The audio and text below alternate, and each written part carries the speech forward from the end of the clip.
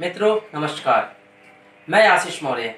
आप देख रहे हैं आरजी न्यूज। आरजी न्यूज में आपका स्वागत है। अभिभावक संघ ने की डीएम से निजी स्कूलों की शिकायत। उत्तर प्रदेश जिला बरेली में अभिभावक संघ प्रदेश अध्यक्ष अंकुर सक्सेना और महानगर अध्यक्ष कासिफ जमाल ने जिलाधिकारी से निजी स्कूलों की मनमानी की शिकायत की है कि कोरोना काल में न जाने कितनी नौकरियां चली गई, कितने बेरोजगार हो गए, कितने व्यापार बंद हो गए हैं।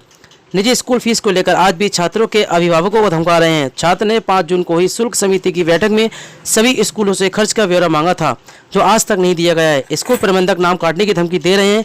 अभिभावक संघ ने मांग की है, यदि निजी स्कूलों की मनमानी पर रोक नहीं लगाई गई तो जुलाई से एक बड़ा आंदोलन किया जाएगा और जिला प्रशासन से मांग है कि धमकी देने वाले स्कूलों के खिलाफ कार्रवाई की जाए। क्या नाम है आपका? मेरा काशिफ जमाल, महानगर अध्यक्ष अभिभावक संघ बरेली से मैं बात कर रहा हूँ।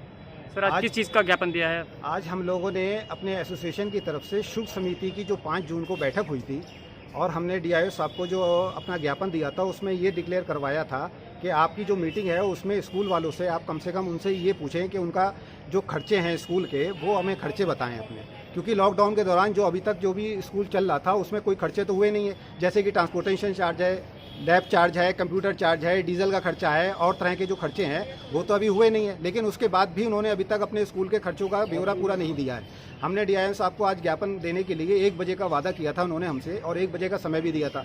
लेकिन हम जब वहाँ पर गए तो उन्होंने हमें आश्वासन दिया कि अभी मुझे देर लगेगी, 1-1.5 घंटा आप कलेक्ट्रेट पर आ जाइए। हमारे साथ अभिभावकों की काफ़ी लगी तादाद है, उनके सवालों के जवाब हमें देना है, लेकिन हमको ये नहीं समझ में आ रहा है कि हम मिले तो किससे मिले। हम लोग अब कलेक्ट्रेट पे आए हैं और उनसे बात हुई थी, लेकिन अभी भी उनसे बातचीत नहीं हो पाई है। अब आप बताइए, लॉकडाउन के दौरान से जो स्थिति बनी हुई है, लोगों को कि कारोबार चले गए, व्यापार नहीं चल रहे हैं, आप उनसे उम्मीद क्या कर सकते हैं कि उनको घर में खाने को रोटी नहीं है, लेकिन वो कैसे देंगे वो अपनी फीस। आप लोगों से मेरा ये सवाल है, डीआईओ साहब से भी, ये प्रशासन से भी मेरा ये सवाल है, थोड़ा सा तो इनको स्कूल वालों को अपनी मानवता दिखाना चाहिए। मानवता लोगों ने दरकिनार उठाकर रख दी है, किसी तरह का कोई भी ऑब्लाइज नहीं करेंगे गार्जियंस के साथ। अब गार्जियंस आप बताइए कि आपके बच्चे स्कूल में नहीं पढ़ रहे हैं क्या?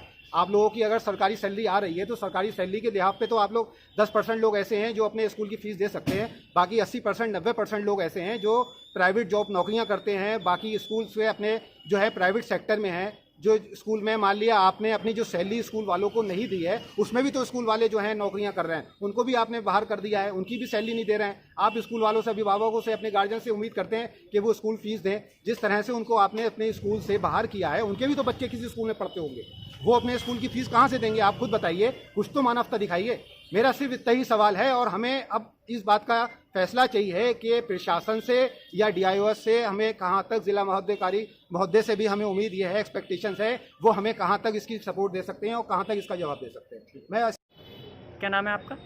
नमस्कार, मेरा नाम डॉक्टर रुचि कपूर है और मैं उत्तर प्रदेश अभिभावक संघ महानगर कोर कमेटी सदस्य हूँ।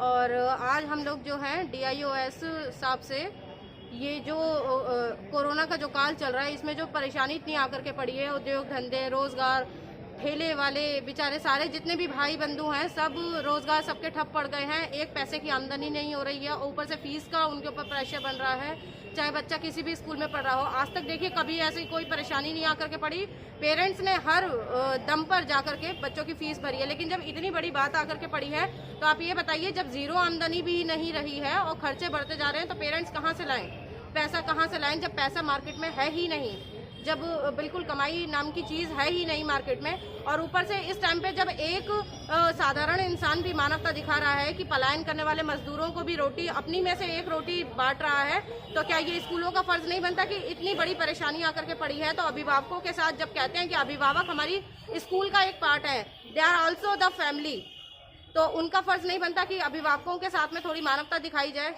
कितने ऐसे केसेस हमें देखने को मिल रहे हैं, आर्थिक तंगी से या किसी भी चीज़ से फांसी लगा रहे हैं लोग। क्या चाहते हैं स्कूल वाले कि पेरेंट्स के साथ कुछ इस तरीका का घटित हो जाए, हाँ, प्रेशर में आकर के। इन लोगों को इतनी छोटी बात समझ में नहीं आती, इतने सालों से देते आए हैं, क्या केवल करंट फ्लो ही तो रुका है? इससे पहले का तो कोटा, ज्ञापन किसको दिया? इससे पहले का तो कोटा चल रहा है उनके पास में पैसे का, तो क्या वो टीचर्स को सैलरी नहीं दे पाएंगे? कभी टीचर्स की सैलरी का बहाना करके, कभी किसी चीज का बहाना करके पेरेंट्स पे प्रेशर मार रहे हैं, वो मेंटल प्रेशर कर रहे हैं कि आप फीस जमा करिए, नहीं तो बच्चे का नाम काट रहे हैं फलानी तारीख तक। आज पीएम साहब के आपने ज्ञापन किसको दिया? डीएम साहब के अभी हमने यहीं पे अपर नगर मजिस्ट्रेट साहब पे जो है अभी ज्ञापन दिया है और हमने डीआईओएस साहब से 1 बजे की मीटिंग का टाइम लिया था, लेकिन वो मिल नहीं पाए, किसी कारणवश उन्हें जाना पड़ गया। जबकि फर्ज बनता था जब इतने सारे अभिभावक इकट्ठे होकर के आए हैं तो चंद मिनट उनकी बात को सुना जाता या उनकी बात के लिए टाइम दिया जाता।